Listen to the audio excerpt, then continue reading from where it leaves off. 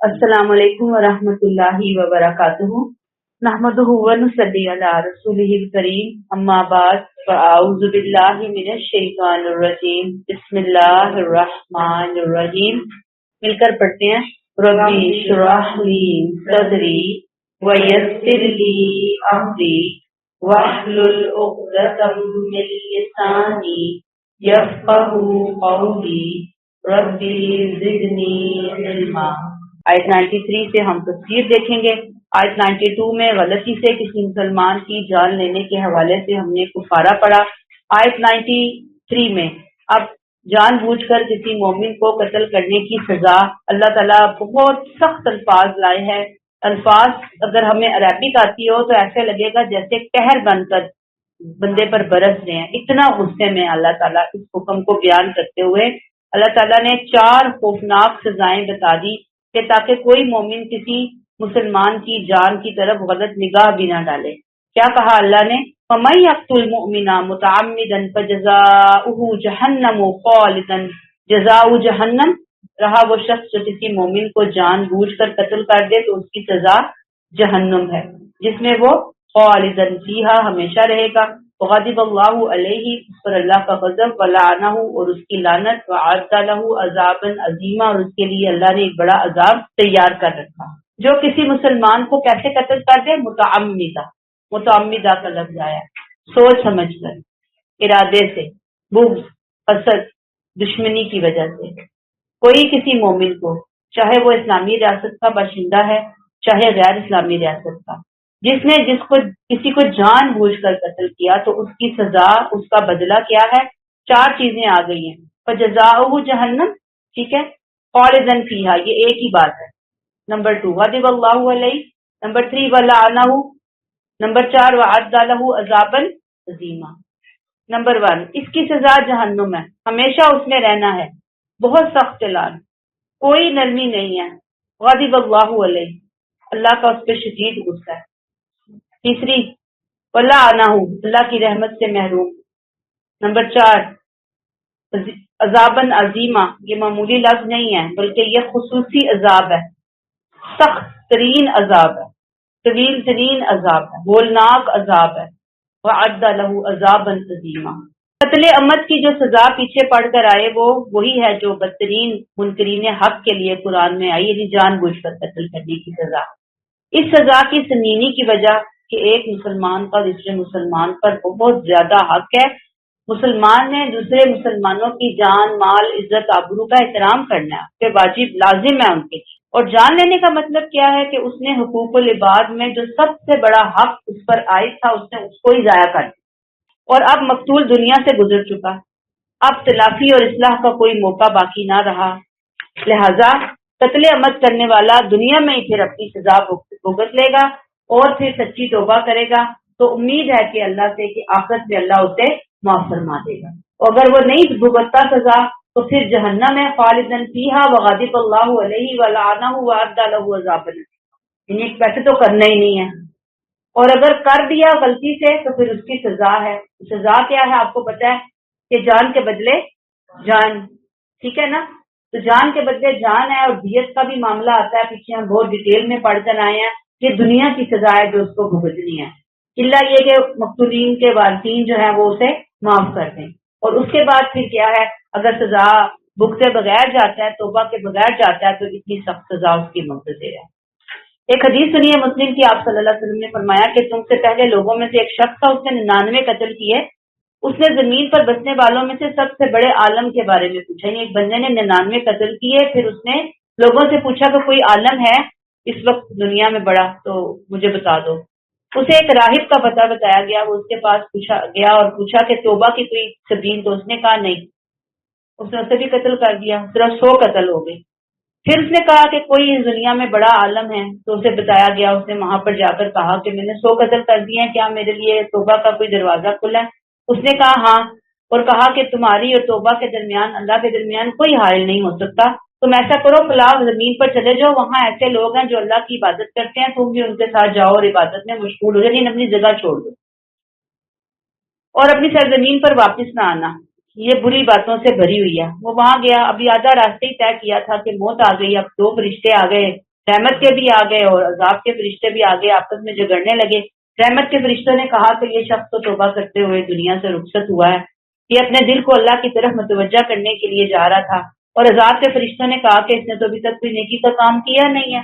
تو ایک فرشتہ جو آدمی کے روپ میں ان کے پاس آیا، انہوں نے کہا کہ اچھا ہم اسے اپنا ثالث بنا لیتے ہیں، اور اس نے کہا کہ تم دونوں جو ہے نا زمین کے درمیان فاصلے کو ماپ لو، اور دونوں میں سے جس زمین سے ماپا تو اسے اس زمین کے چھوڑ کے ہجرت کر کے گناہ کے فرشتوں نے اسے اپنے ہاتھوں میں لے لیا کہ اس طرف ہو جاؤ تاکہ اس کی بخشش کا سامان ہو جائے۔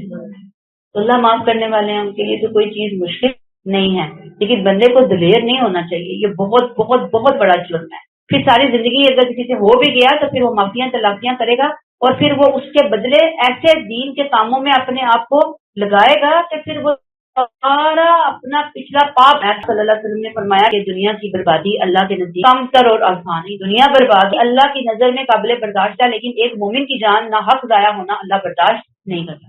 ایک اور حدیث ہے، خطبہ حجۃ الوداع کے موقع پر آپ نے کہا کہ لوگوں تمہاری جانیں اور تمہارے مال اور تمہاری آبرو تمہارے درمیان اسی طرح حرام ہے جس طرح آج کے دن کی حرمت تمہارے لیے اس مہینے اور شہر میں ہے۔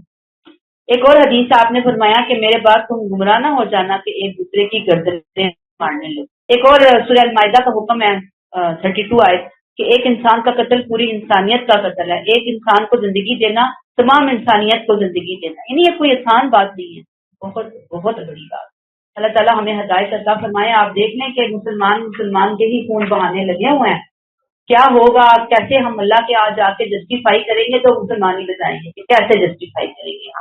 آیت نمبر 94 پہ آ جائیے۔ اب دیکھیں پچھلی آیات میں قتل خطا اور قتل عمد کے احکامات ہم پڑھے تھے، اب آیت 94 میں دارالحرب میں پھنسے ہوئے مسلمانوں کے تحفظ کے حوالے سے ہی اللہ نے مزید ہدایات دی کہ جب کسی علاقے پر حملے کے لیے نکلو تو مزید کیا احتیاط کرنی ہے۔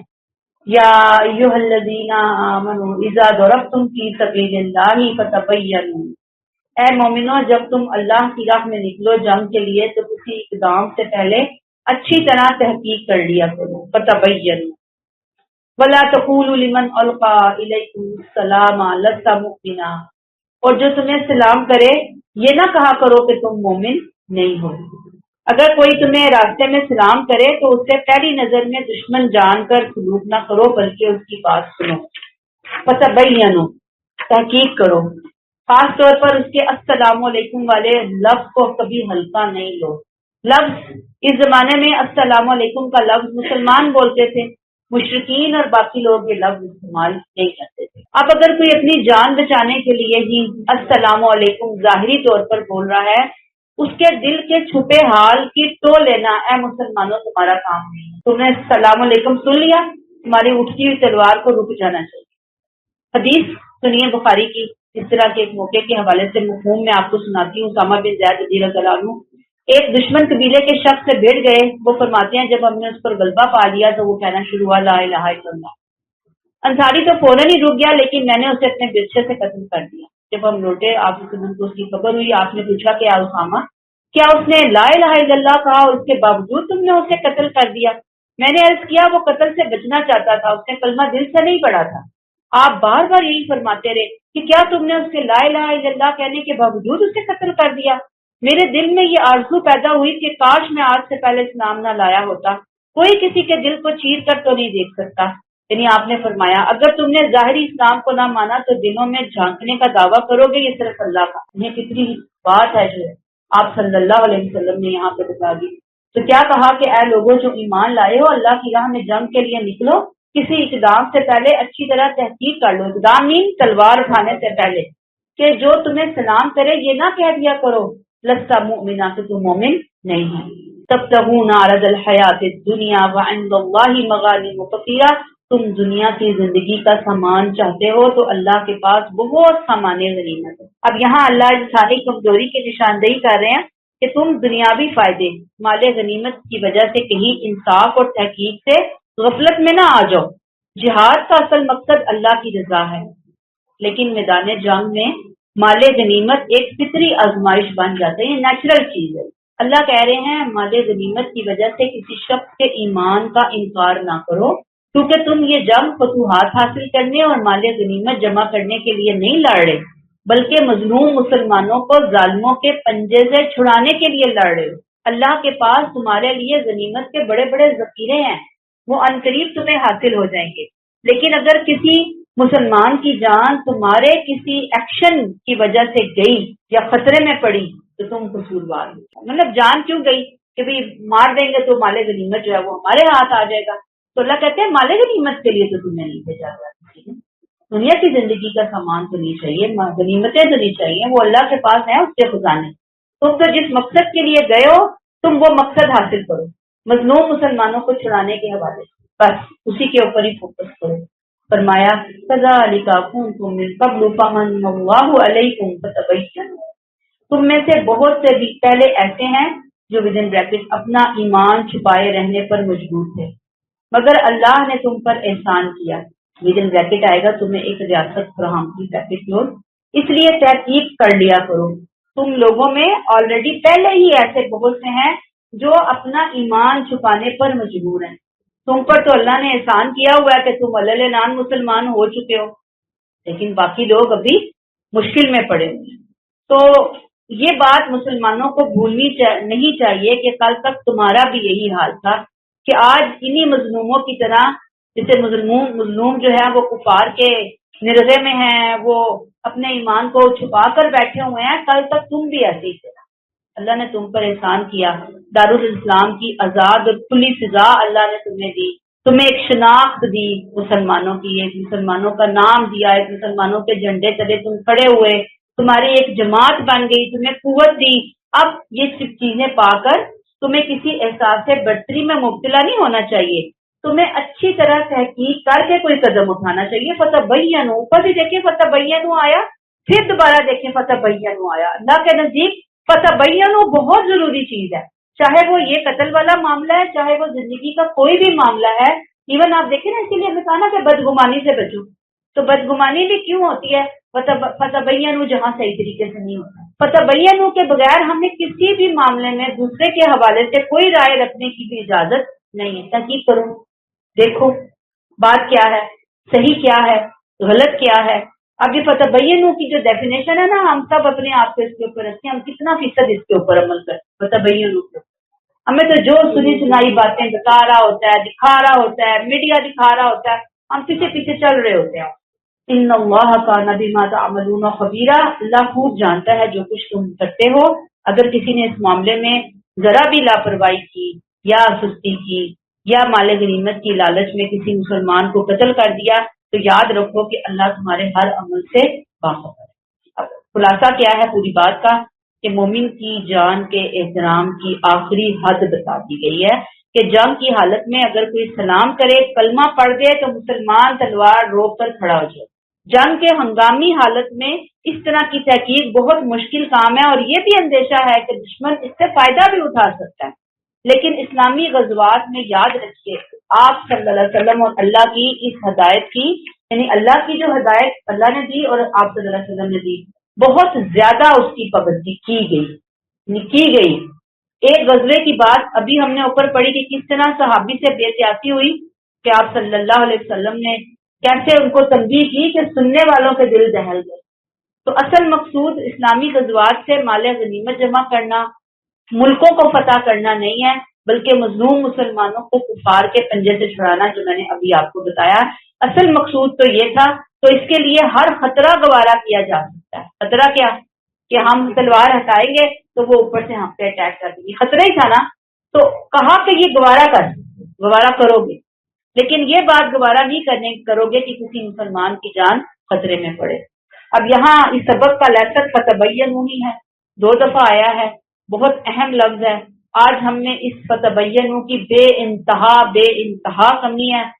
عام بات ہے بلا تحقیق چیزیں پھیلانا، بلا تحقیق چیزیں لینا، اور میڈیا تو اپنی ریٹنگ کے لیے، پیسے کمانے کے لیے وہ کیا کرتا ہے؟ وہ وہی چورن بیچتا ہے جو کہ عوام میں مقبول ہوتا ہے۔ انہیں کوئی پرواہ نہیں ہوتی کہ صحیح کیا ہے اور غلط کیا ہے، وہ فیصلہ انہوں نے نہیں کرنا، وہ فیصلہ میں نے اور آپ نے کرنا ہے۔ تو اللہ تعالیٰ ہمیں توفیق دے کہ ہم زندگی کے معاملے میں محتاط رویے اختیار کریں، خاص طور پر جب کیا ہو، کسی کی جان، مال، عزت، آبرو اس چیز میں انوالو۔ اچھا جی چلیں آگے چلتے ہیں آیت 95. لا يستوي القاعدون من المؤمنين غير أولي الضرر والمجاهدون في سبيل الله بأموالهم وأنفسهم. اس جنگ کے لیے نکلو اس لیے کہ بریکٹ میں آئے گا یہ بریکٹ کلوز. مسلمانوں میں سے وہ لوگ جو بغیر کسی معذوری کے گھروں میں بیٹھے رہتے ہیں اور وہ جو اپنے مال و جان کے ساتھ اللہ کے راستے میں جہاد کرتے ہیں دونوں برابر نہیں ہیں. فضل اللہ المجاہدین باموالہم وانفسہم علی القاعدین درجہ. اللہ نے بیٹھنے والوں پر اپنے جان و مال سے جہاد کرنے والوں کو ایک درجہ فضیلت دی. بریکٹ اس میں شبہ نہیں بریکٹ تو فکلاً وعد اللہ الحسنی. ان میں سے ہر ایک کے لیے اللہ نے بھلائی کا وعدہ فرمایا. وفضل اللہ المجاہدین علی القاعدین اجرا عظیما. مگر اللہ نے جہاد کرنے والوں کو بیٹھ رہنے والوں پر ایک اجر عظیم کی فضیلت دی ہے. اب یہ جو آیت ہے اس میں مظلوم مسلمانوں کی مدد کے لیے جہاد کی ترغیب، لیکن اس وقت چونکہ نفیر عام کا اعلان نہیں ہوا تھا، موقع نہیں تھا، اس لیے وضاحت کر دی گئی کہ اس کی حیثیت ایک درجہ فضیلت. سچے مسلمان اگر کسی عذر معقول کے بغیر اس کے لیے نہیں اٹھیں گے، یعنی کہ اعلان عام نہیں ہوا، تو اب اپیل کی جا رہی ہے کہ آؤ جہاد میں شامل ہو جاؤ. اب اگر کوئی نہیں اٹھتا، سچے مسلمان ہیں لیکن وہ نہیں جا پا رہے، کب تک کی بات ہے؟ جب تک کہ لازم نہیں ہوا. تو جہاد کے اجر عظیم سے یقیناً محروم رہیں گے، لیکن اللہ کا وعدہ ان سے بھی اچھا ہے کیونکہ وہ جہاد سے جی چرانے والے منافق نہیں. انہیں اپنے اخلاص اور حسن عمل کا اجر ضرور ملے گا، لیکن مجاہدین کا درجہ بہت اونچا ہے، ان کے لیے اللہ کے ہاں اجر عظیم ہے. آئیے الفاظ کو دیکھتے ہیں. لا يستوي القاعدون من المؤمنین غیر اولی الضرر. لا يستوي برابر نہیں ہو سکتے.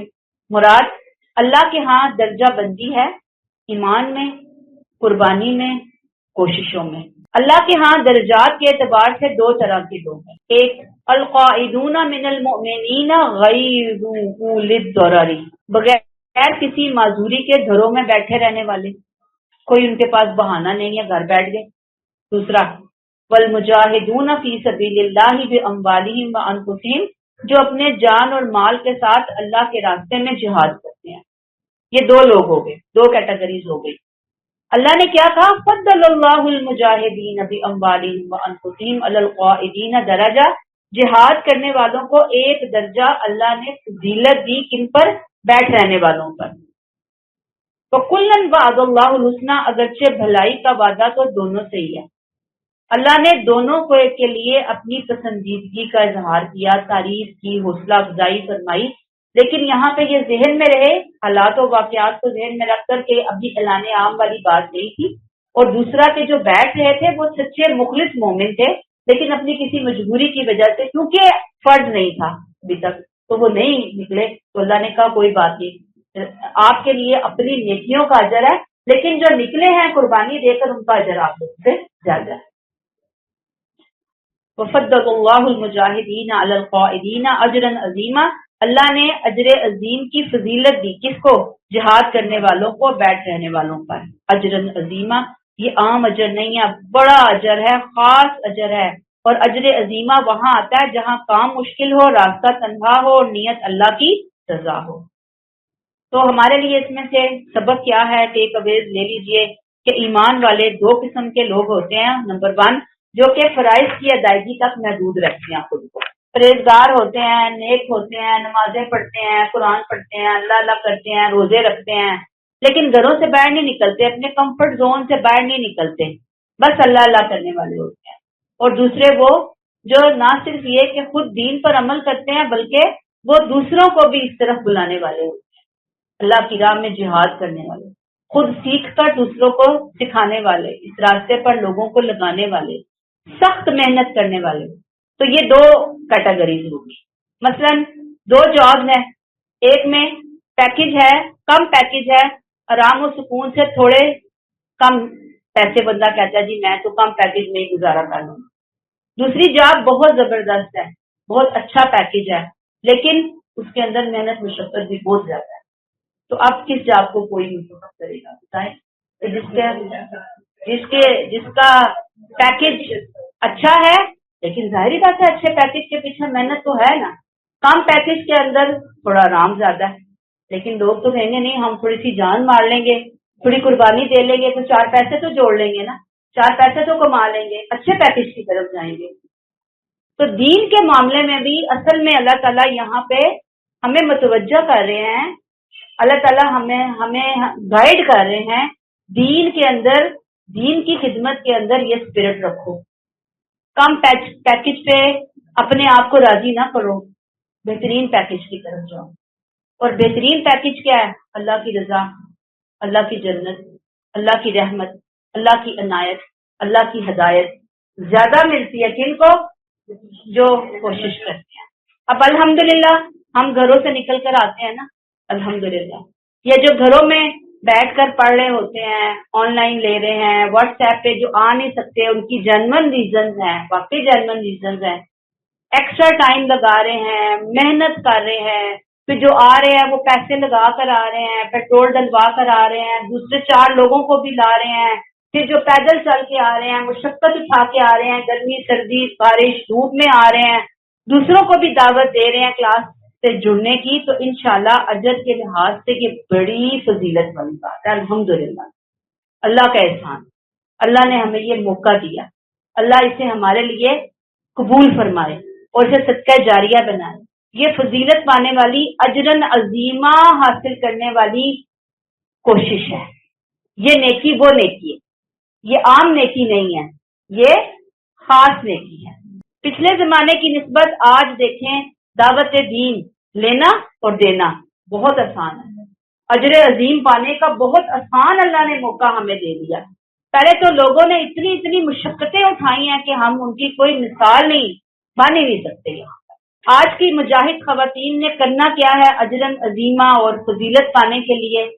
میرے اور آپ کے کرنے کا کام کہ محنت مشقت لگا کے ہم قرآن سمجھیں اور ہم دوسروں کو بھی قرآن سے جوڑیں, اپنا تھوڑا ٹائم لگائیں, اپنی تھوڑی انرجی لگائیں.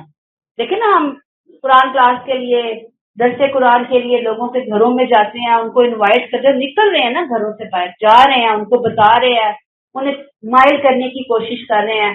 تو یہ بہت اجرن عظیمہ پانے والی کوشش ہے. دوسری بات جو ہم نے کرنی ہے, آنے والی نسلوں کے ایمان کی حفاظت کے لیے بند باندھنے والا کام ہے یہ اجرن عظیمہ والا. یہ عام کام نہیں ہے, خود کو لگانا, دوسروں کو جوڑنا, یہ اپنی آنے والی نسلوں کی ایمان کی حفاظت کا کام ہے. یہ بہت اجر کی بات ہے, اس کو لائٹ مت لیں, اس کو بہت اسپرٹ کے ساتھ, بہت شوق کے ساتھ, بہت دعاؤں کے ساتھ, بہت تمناؤں کے ساتھ. اللہ کسی کی کوشش کو ضائع نہیں کرتا. میں نے اجر نہیں دینا, ہم میں سے کسی نے اجر نہیں دینا, ہم نے کوئی میڈل نہیں دے دینا, ہم نے ان کو کوئی زیادہ کوئی انعام نہیں دے دینا. لیکن اللہ جس نے یہاں پہ کہہ دیا فضل اللہ المجاہدین علی القاعدین اجرا عظیما, یہ آپ نے اس ٹکڑے کے اوپر عمل کر لیا الحمدللہ. اور یہ ٹکڑا بہت بڑا ٹکڑا ہے عمل کے اعتبار سے. اور پھر یہ کہ سوشل میڈیا, اداروں میں دین کا دفاع کرنا, اپنے کمفرٹ زون سے نکلنا. کمفرٹ زون میں رہ کر تو بہت آسان ہے نا, تھکن نیند قربان کر کے, تھکن کے ساتھ مزاحمت سہ کر یہ نکل کر آنا, یہ بھی جہاد ہے آج کے زمانے کا, اور یہ خواتین کا جہاد ہے. آج بھی دنیا واقعی میدان جنگ ہے. فرق صرف یہ ہے کہ آج جہاد قرآن کو ہاتھ میں لے کر کرنا ہے, نہ کہ تلوار سے. آج ہم نے تلواروں سے جہاد نہیں کرنا, قرآن کو پکڑ لینا ہے, قرآن کو اٹھا لینا ہے. بس قرآن کے لیے کیا کر جانا ہے, ہم نے کیا کر گزرنا ہے, ہم نے یہ کرنے والی بات ہے. یاد رکھیے کہ یہ جو اللہ نے کہا نا فضل اللہ فضل, یہ فضیلتیں آرام سے بیٹھے بٹھائے گھروں میں ہاتھ نہیں آتی. یہ گرمی سردی دھوپ چھاؤں پیدل یہ برداشت کیے بغیر ہاتھ نہیں آتی. اس زمانے میں آپ صحابہ کرام کو دیکھیں, بعد کے اسکالرس کو دیکھیں, جنہوں نے کچھ کمایا ہے تو مشقتوں سے کمایا ہے, یہ نہیں کہ ذرا سا کوئی بہانہ آیا تو جان چھڑا لے کہ چھوڑیں جی کیا کرنا, جا کے گھر ہی رہتے ہیں, ہے نا, ہم واٹس ایپ پہ سن لیں گے. یہ علیحدہ بات ہے, ایک جینون ریزن ہے اور ایک اپنی بنائی ہوئی عذر بہانہ ہے. تو ہم میں سے خود ہم نے دیکھنا ہے کہ ہم نے وہ فضیلت لینی ہے یا ہم نے وہ فضیلت نہیں لینی. ایک اور اہم بات یہاں جو ہمیں سیکھنی ہے کہ میں نے کہا نا کہ خواتین نے کچھ کرنا ہے, جہاد ہے یہ ہمارا، قرآن کو تھام کر نکلنا، اپنے کمفرٹ زون سے باہر نکلنا۔ تو اعتدال بہت ضروری ہے۔ اگر کبھی خدا نہ خواستہ باقی رشتوں کے حقوق کی ادائیگی اور دین کی خدمت کے معاملے میں حقیقی ٹکراؤ ہو جائے گی کہ آپ کے پاس چارہ ہی نہیں ہے، آپ کے پاس سیکنڈ آپشن ہی کوئی نہیں ہے، یا آپ قرآن کلاس کو لیں گے یا اس وقت آپ کسی انتہائی اپنے بیمار مجبور مریض کو، اپنے گھر میں آپ کے مریض ہے یا کوئی ایسی آپ کی توجہ کا محتاج ہے کہ اگر آپ نے اس وقت نہ دیکھا تو پھر مشکل ہو جائے گی، اور کوئی اور آپ کے علاوہ دیکھنے والا بھی نہیں ہے، تو پھر فرض پہلے ہے، پھر یہ قرآن کی خدمت، قرآن سیکھنا پھر یہ نفل میں چلا جائے گا، کیونکہ اس وقت آپ کی اس کو شدید ضرورت ہے۔ یہ بات دیکھنے والی ہے، سوچنے والی ہے۔ فرض کو چھوڑ کر پھر اس طرف نہیں آنا، لیکن یہ سچویشن تو کبھی کہیں مدتوں میں آتی ہے نا، انگلیوں پہ گنی جا سکتی ہے، لیکن ہم تو ذرا میں دیکھ لیں کہ کتنے ڈھیلے ہیں بعض معاملات کے اندر۔ مثلا آپ دیکھیں کہ گھر میں ساس بیمار ہے، بہت زیادہ بیمار ہے، ان کی کوئی لک آفٹر کرنے والا نہیں ہے، کوئی اور مطلب کوئی اور آپ کے پاس آپشن ہی نہیں ہے نا، تو پھر آپ ان کو اکیلا چھوڑ کر قرآن کلاس کے لیے نہیں جائیں گے، پھر آپ درس کے لیے نہیں جائیں گے کہ نہیں میں تو جا رہی ہوں گھر میں ان کو لاک کر کے۔ کیسے جا رہی ہیں آپ لاک کر کے؟ آپ کی وہ ذمہ داری ہے۔ تو اس وقت ان کو دیکھنا ہے، پھر گھر میں بیٹھ کے کوشش کریں گے کہ جی واٹس ایپ پہ، یوٹیوب پہ ہم لیکچر سنیں، گھر سے بیٹھ کے ہم کوئی جو ان کی موجودگی میں ہی ہم کچھ کر سکتے ہیں۔ لیکن اگر آپ کے پاس سیکنڈ آپشن ہے، آپ اپنے گھر میں، بچہ سمجھدار ہے، آپ ایسی طبیعت نہیں ہے، کنڈیشن نہیں ہے کہ جو ہاتھوں میں ہی آ جائے وہ منٹوں میں، اگر آپ سمجھتے ہیں کہ بچے کے حوالے کر کے میں گھنٹے کے لیے نکل سکتی ہوں تو آپ آ سکتے ہیں۔ میرا کہنے کا مطلب یہ اعتدال، یہ بہت زیادہ ضروری ہے۔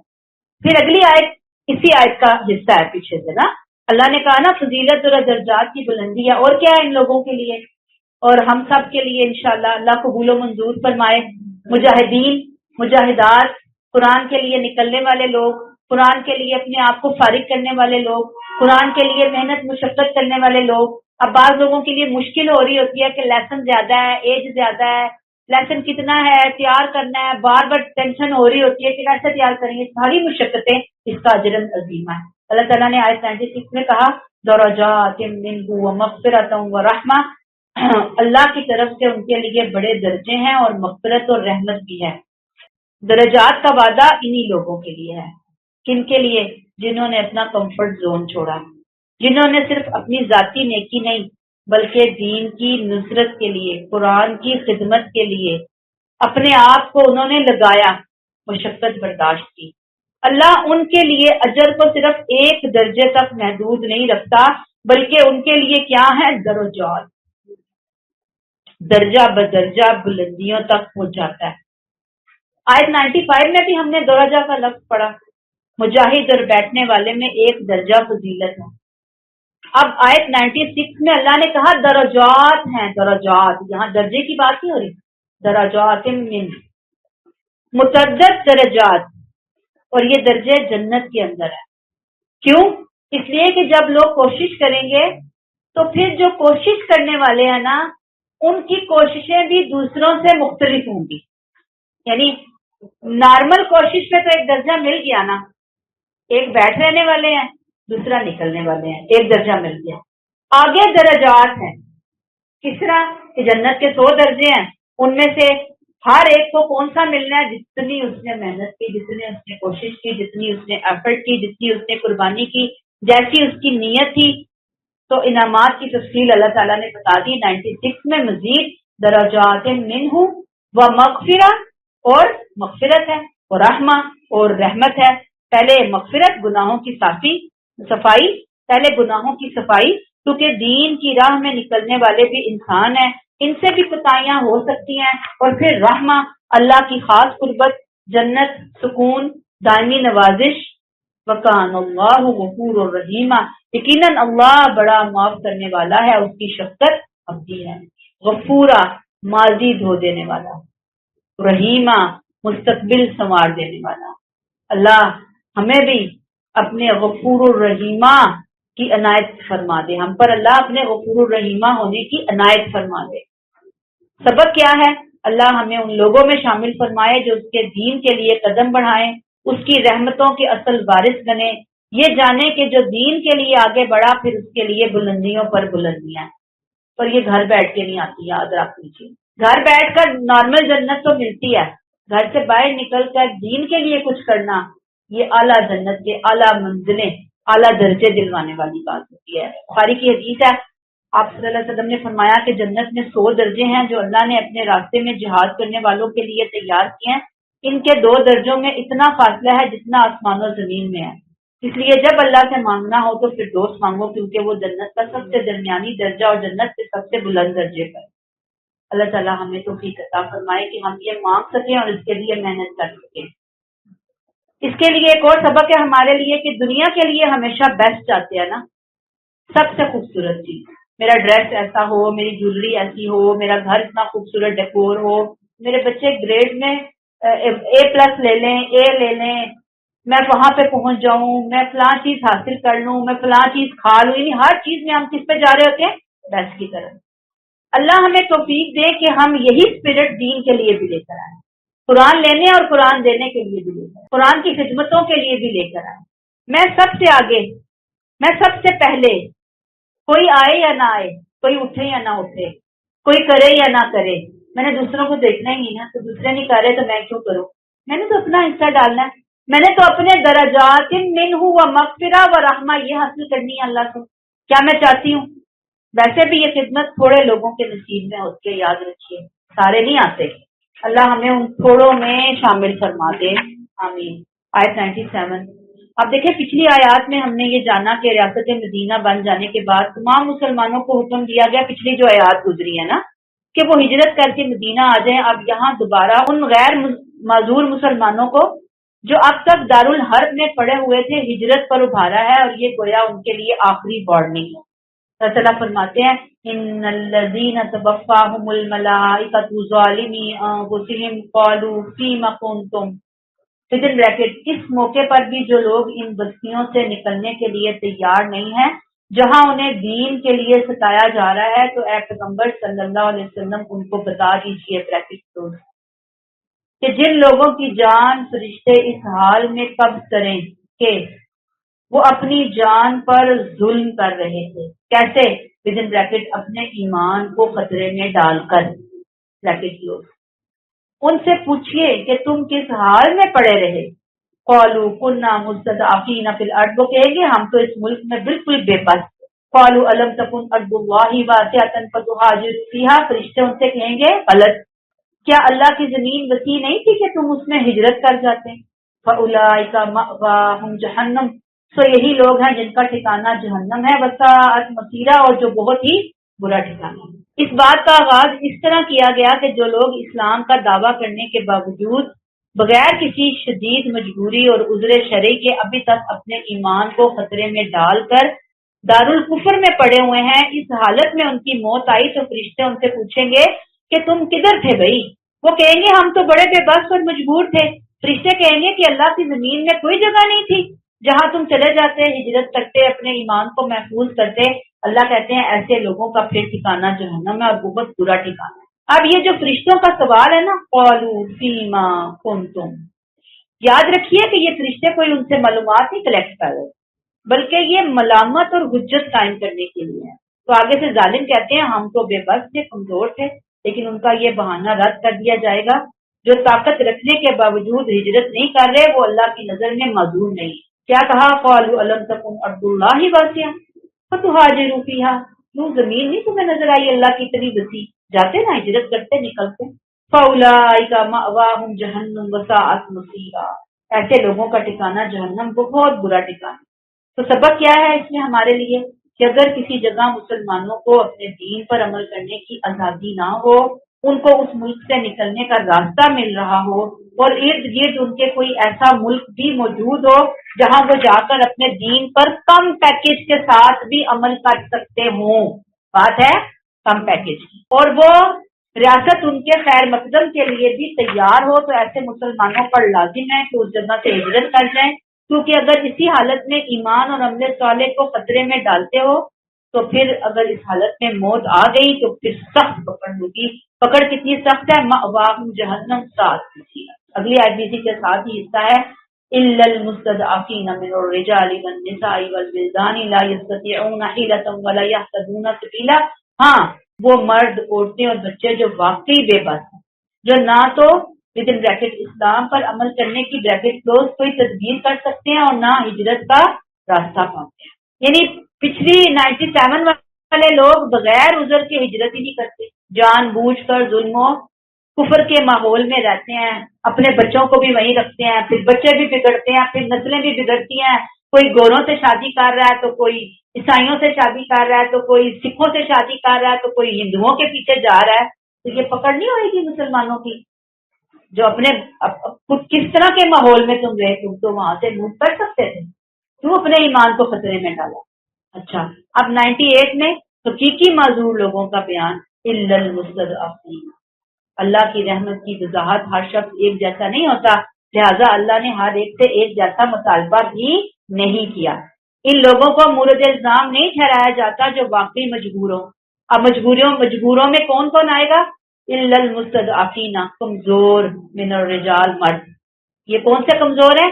جسمانی کمزور ہیں، ذہنی کمزور ہیں، والنساء، کمزور عورتیں، بے سہارا عورتیں ہجرت نہیں کرتے، عورت کی مشکل ہے عورت کے لیے ہجرت کرنا بھی اس طرح، والولدان، بچے بھی کمزور اور بے بس ہوتے ہیں، لا یستطیعون حیلہ، یہ اسلام پر عمل کرنے کی کوئی تدبیر نہیں کر رہے، ولا یہتدون سبیلا، نہ ہجرت کا کوئی راستہ ہے ان کے لیے، بظاہر سارے راستے بند ہیں، تو ظاہری بات ہے کہ ایسے لوگ اللہ کے نزدیک بری الذمہ ہیں۔